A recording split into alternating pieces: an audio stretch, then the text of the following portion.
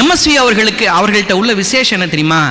மற்றவங்க ஒரு சொல்லை வச்சுக்கிட்டு அந்த பாட்டுக்குள்ள மிக முக்கியமான ஒரு இசைக்கோரை வச்சு விளையாடுவாங்க. மற்ற இசைக்கலைஞர்கள் ஒரு சொல்லை வச்சுக்கிட்டு, இசையில் அதுக்கு பேர் நிரவல்னு சொல்லுவாங்க.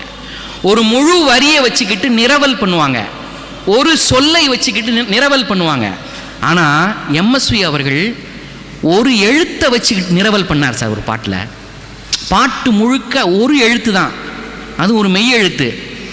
என்ன மெய் எழுத்து தெரியுமா? ஒரு குழந்தை கதை சொன்னால் நீங்கள் என்ன போடுவீங்க? சொல்லணும். சொன்னாதான் ஒரு ஊரில் ஒரு மண்ணை இருந்தானா அப்படின்னு நம்ம சொல்ல சொல்லத்தான் கதை சொல்லும். அந்த இம்ங்கிற ஒரு விஷயத்தை ஒரு எழுத்தை வச்சுக்கிட்டு பாட்டு முழுக்க வண்ணம் தீட்டி கொடுத்தாரு சார். பாலோடு பழம் யாவும் உனக்காக வேண்டும். யார் சொல்றா? மனைவி பாடுறா. அடுத்த வரி பாருங்க, பாவை உன் முகம் பார்த்து பசியார வேண்டும்னு எழுதினா சார். எப்படி வரி பாருங்க.